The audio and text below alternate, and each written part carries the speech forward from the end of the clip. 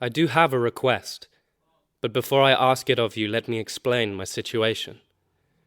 It is highly unusual for me to come to the city and your magnificent palace. Normally, I live alone in the woods. My sole purpose is to perform sacred rites that please the gods and bring harmony to the universe. I have lived like this for many years, but nowadays, as I perform my mantra, I am harassed by rakshasas that fly at my head and fling dirt and blood at me. My request is this: lend me Rama, your oldest son, that he may fight and defeat these evil fiends. Oh, ask for anything, but not this. My lotus-eyed child is not old enough for war.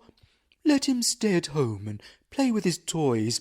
I shall send an army of 10,000 men to slay those noxious demons. Did you lie when you said you would grant me any favor I asked? I did not lie, but Rama is my favourite son. I cannot allow you to take the apple of my eye. You have stored up worth and virtue all your long life. Now with this deception you throw it all away. Oh, please, I beg of you, show mercy. Why are you afraid? Do you not know that I will not allow harm to come to Rama? I will instruct him in the use of celestial weapons, the very same used by the gods. And then I shall school him in secret mantras to protect his body. The king almost fainted with grief at the thought of losing his son. However, he consulted his priests and holy men, and they advised him not to deny Vishwa Mitra his request. And so finally, he summoned Rama and his brother Lakshmana and gave them instructions to leave for the forest with Vishwa Mitra and to obey his every instruction. The great sage set out on the road, followed by the two boys with their bows in their hands.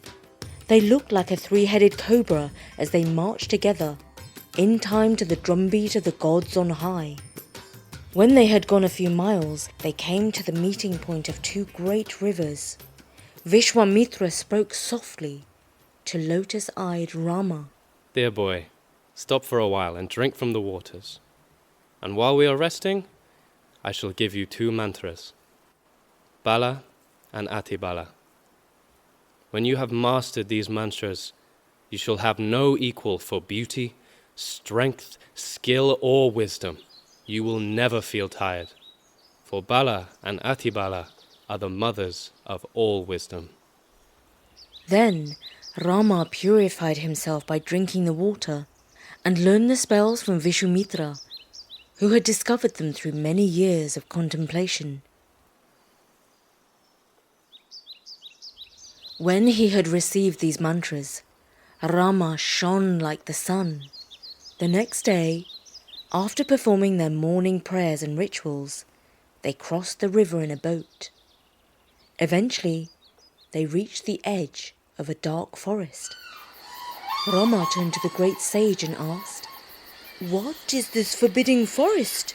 It is filled with the strange screeching sounds and the cries of wild beasts, tigers, bears and wolves."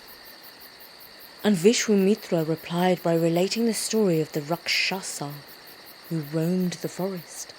Her name was Tataka. Her father had been king of the water spirits. She grew up to be tall and beautiful with the strength of 100 elephants.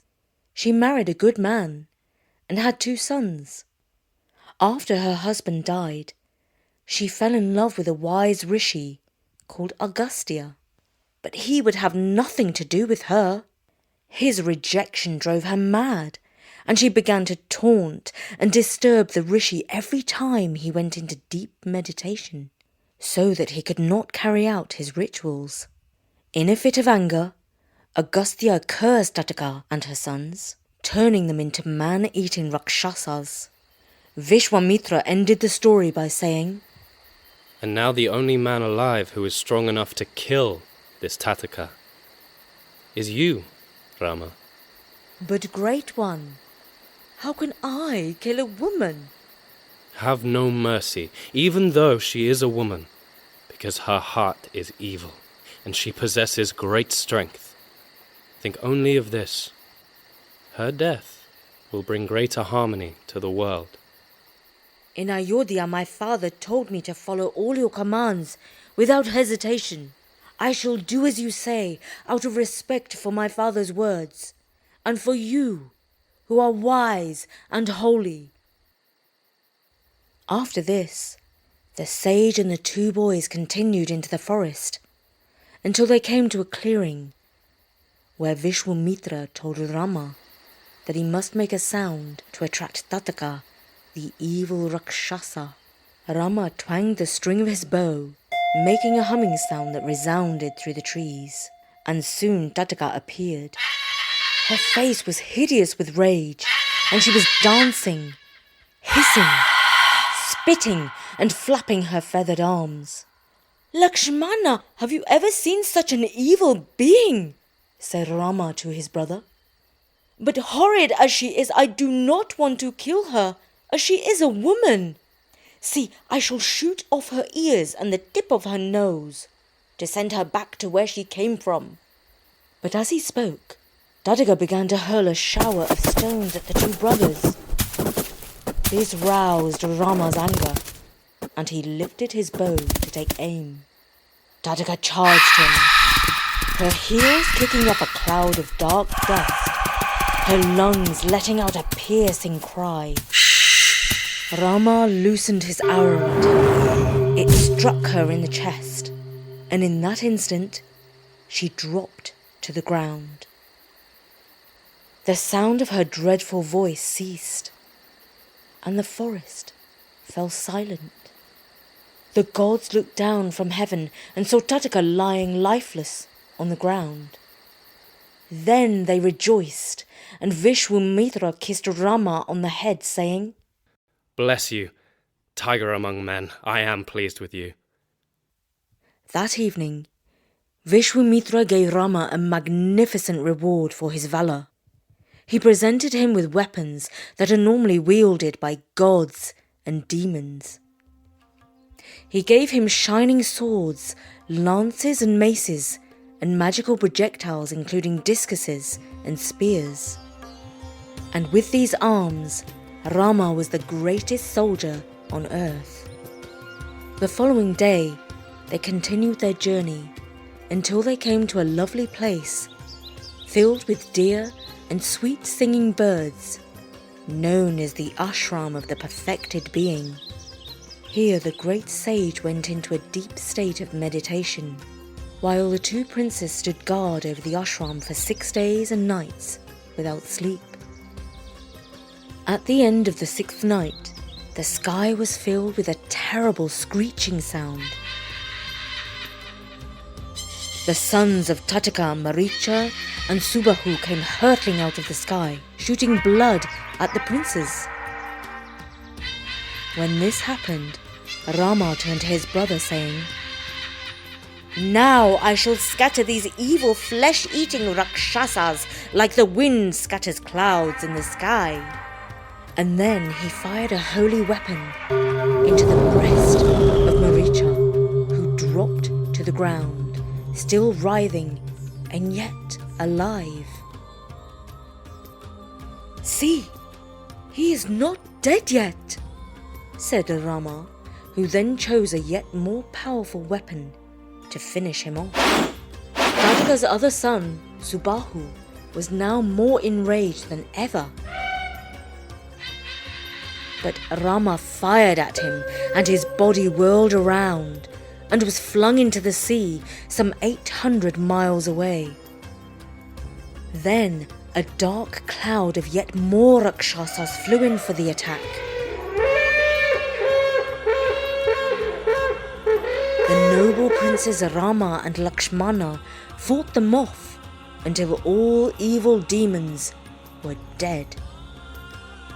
When Vishwa Mitra finished his holy rituals, he learned of what Rama and his brother had accomplished and was delighted. He told them, You have followed your father's orders and completed your task. Now this ashram is truly perfected. Tomorrow, I shall head off on a journey to visit King Janaka in the Himalayan mountains. He possesses a divine bow. Any prince who can string and fire the bow shall win the hand in marriage of his daughter, Princess Sita. Will you accompany me on this journey and try your luck with this bow? And of course, the two boys agreed to follow the wise Rishi. And that was the first part of our version of the Ramayana. It was adapted by Bertie and featured the voices of Tom Ferrance and Bertie. The original was written in ancient Sanskrit, and you might be interested in knowing a smattering of Sanskrit words.